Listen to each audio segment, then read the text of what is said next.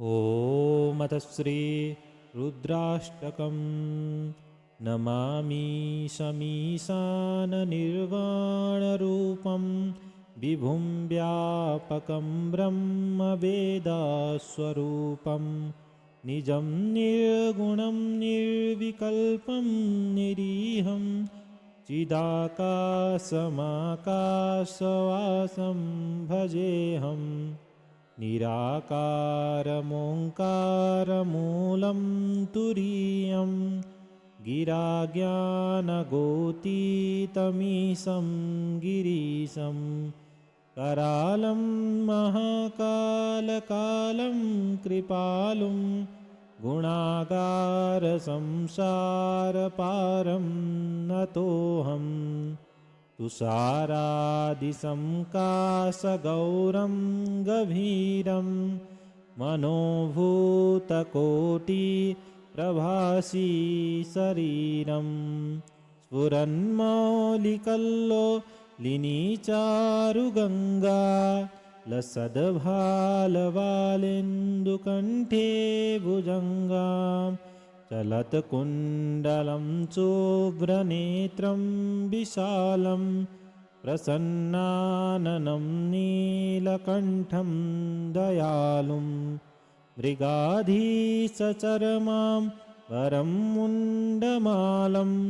प्रियं शङ्करं सर्वनाथं भजामि प्रचण्डं प्रकृष्टं प्रगल्भं परेशम् अखण्डं भजे भानुकोटिप्रकाशं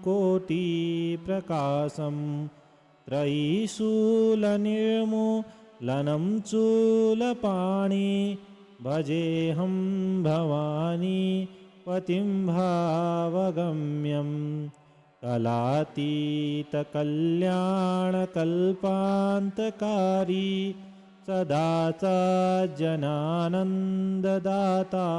पुरारी चिदानन्दसन्दो अमोहापहारी प्रसीद प्रसीद प्रभो मन्मथारी न यावदुमानाथ पादारविन्दं भजन्ति हलोके परे वा नराणं न तावत्सुखं शान्तिसन्तापनाशं प्रसीद प्रभो सर्वभूतादिवासं न जानामि योगं जपं नैव पूजां नतोऽहं सदा वदा देवतुभ्यं जराजन्मदुःखोदतातप्यमानं प्रभो पाहि चापन्नमामि सशम्भो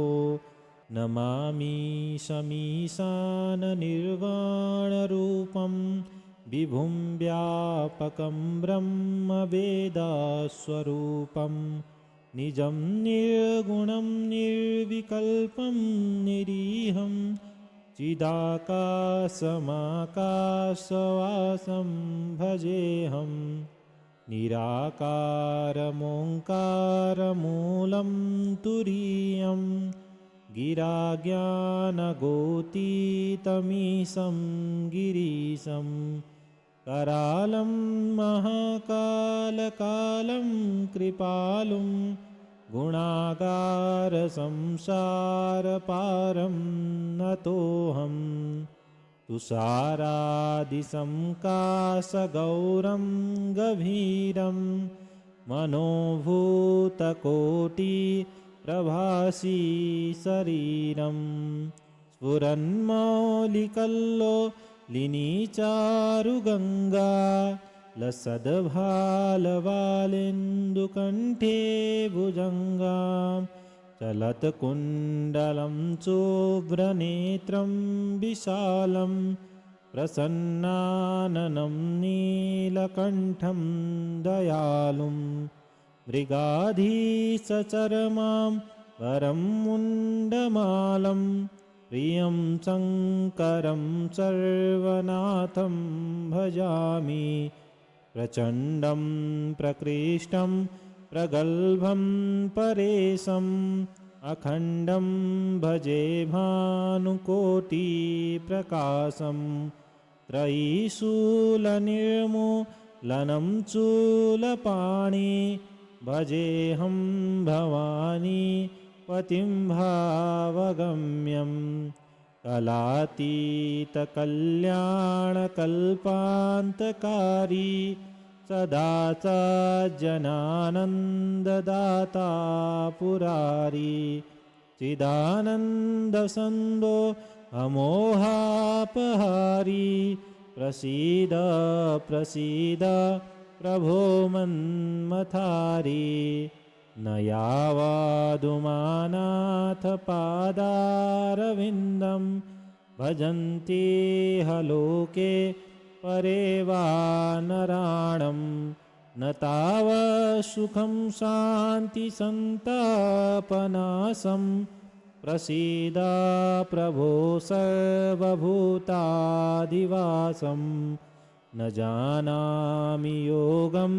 जपं नैव पूजां नतोऽहं सदा सर्वदा देव तुभ्यं जराजन्मदुःखोदतातप्यमानं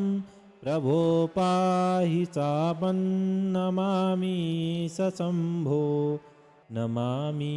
शमीशाननिर्वाणरूपं विभुं व्यापकं ब्रह्मवेदस्वरूपं निजं निर्गुणं निर्विकल्पं निरीहं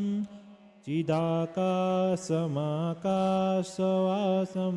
भजेऽहं निराकारमोङ्कारमूलं तुरीयं गिराज्ञानगोतीतमीशं गिरीशं करालं महाकालकालं कृपालुं गुणागारसंसारपारं नतोऽहं तुषारादिसंकाशगौरं गभीरं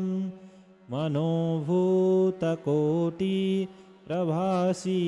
शरीरं स्फुरन्मौलिकल्लोलिनी चारुगङ्गा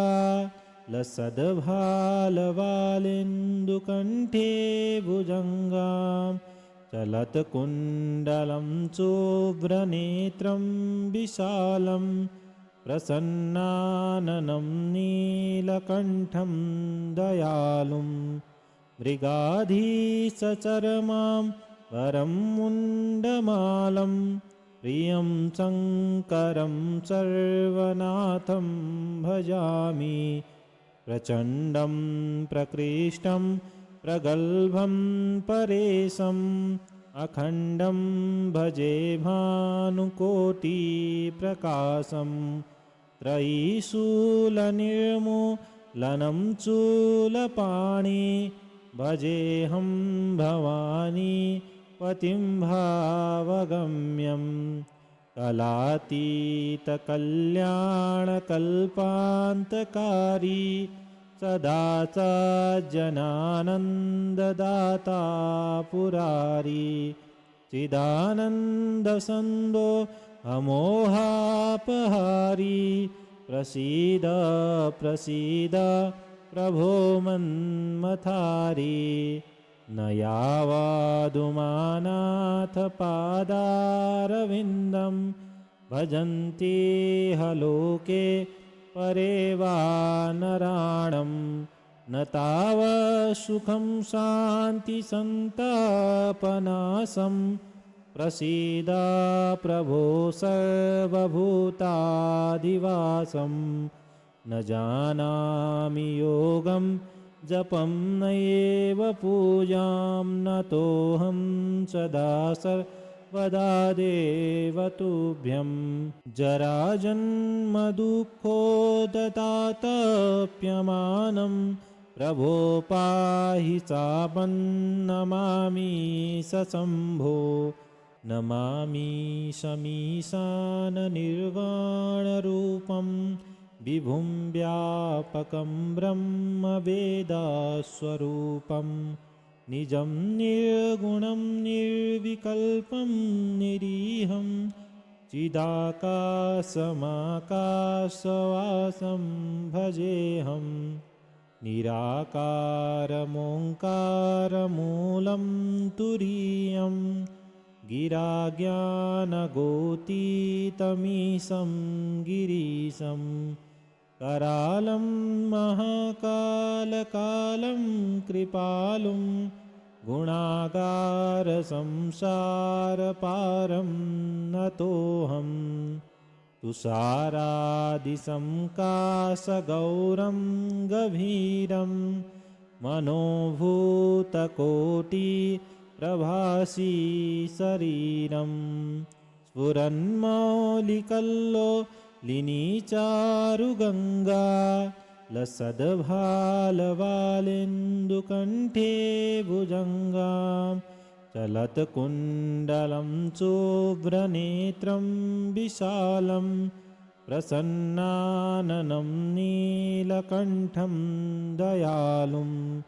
मृगाधीशचरमां वरं मुण्डमालं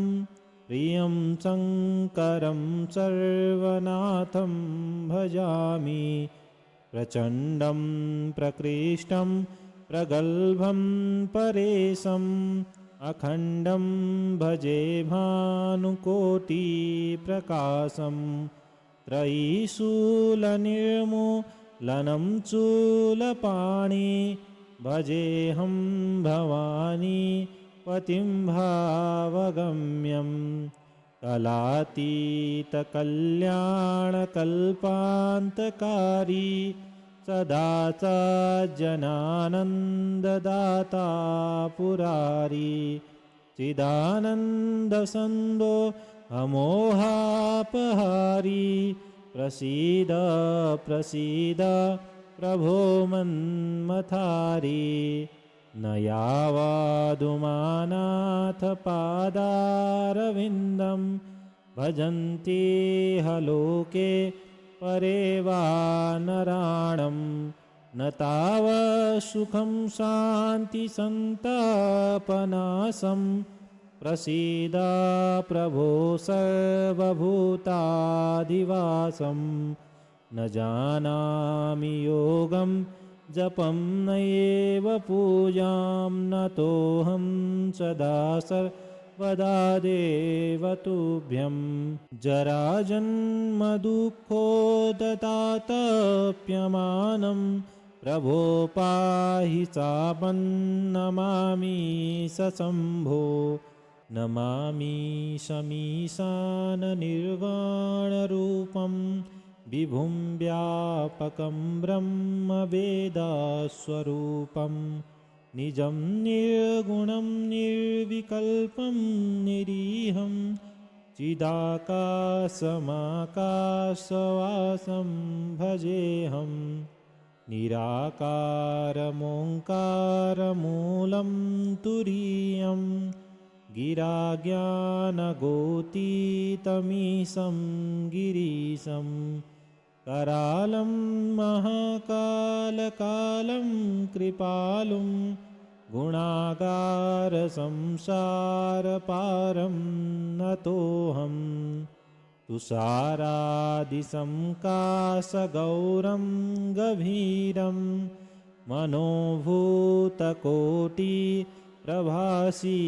शरीरं स्फुरन्मौलिकल्लोलिनीचारुगङ्गा लसद्भालवालेन्दुकण्ठे भुजङ्गां चलत्कुण्डलं चोभ्रनेत्रं विशालं प्रसन्नाननं नीलकण्ठं दयालुं मृगाधीशचरमां वरं मुण्डमालं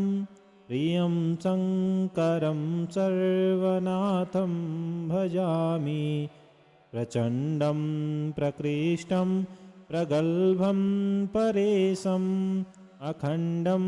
भजे भानुकोटिप्रकाशं त्रयीशूलनिर्मूलनं चूलपाणि भजेऽहं भवानी पतिं भावगम्यं कलातीतकल्याणकल्पान्तकारी सदा च जनानन्ददाता पुरारी चिदानन्दसन्दो